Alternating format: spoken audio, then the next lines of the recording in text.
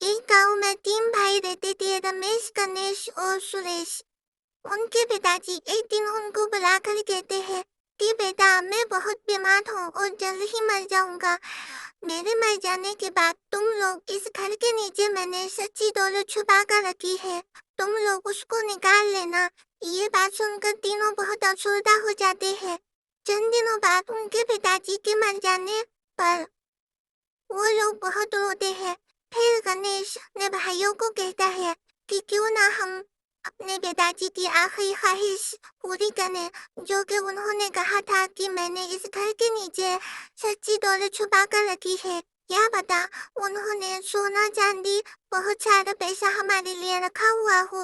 یہ سن کر تینوں بھائی کہتے ہیں کہ ہاں ہمیں یہ کام کرنا چاہیے کیونکہ یہ ہمارے پتا جی کی آخری خواہش تھی۔ تو تینوں کھودنے کا سامان لے کر اپنے گھر کے باہر ایک بہت بڑا گڈھا کھودتے ہیں۔ ایک بہت بڑا گڈھا کھودنے کے بعد ان کو وہاں کچھ بھی نہیں ملتا۔ رمیش بولتا ہے کہ ساری محنت بیکار ہو گئی، ہم نے 3-4 دن محنت کر کے یہ گڈھا کھودا لیکن وہاں پر کچھ بھی نہیں ملا، نہ ہی کوئی سونا ہے، نہ ہی کوئی چاندی، نہ ہی کوئی پیسہ ہے، اور وہ افسوس کر کے بیٹھ جاتا ہے۔ وہیں گنیش زمین سے ایک دانہ اٹھاتا ہے اور اپنے بھائیوں کو دکھاتا ہے۔ وہ کہتا ہے کہ ہم لوگ کیوں نہ اس کے اندر اناج کے دانے ڈالیں اور کھیتی باڑی کریں، ہماری محنت ضرور رنگ لائے گی۔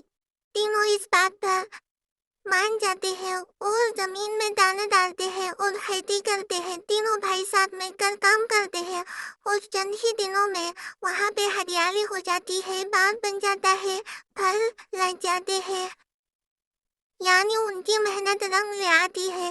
ان کے پاس کئی دن کی محنت کے بعد ایک بہت بڑا باغ اور بہت سارے پھل ہوتے ہیں، جس کو وہ مارکیٹ میں بیچنے کے بعد بہت سارے پیسے کما لیتے ہیں اور ایک اچھا سا گھر بھی بنا لیتے ہیں، اور تینوں بھائی ہنسی خوشی اس میں رہنے لگتے ہیں۔ اور تینوں بھائی ایک دن بیٹھ کر یہ بات کرتے ہیں کہ ہمارے پتا جی نے جو ہمیں سچی دولت بتائی تھی وہ یہی تھی، سچی دولت مل کر محنت کام کرنے میں ہی ہے، سچی دولت محنت ایکتا میں ہے۔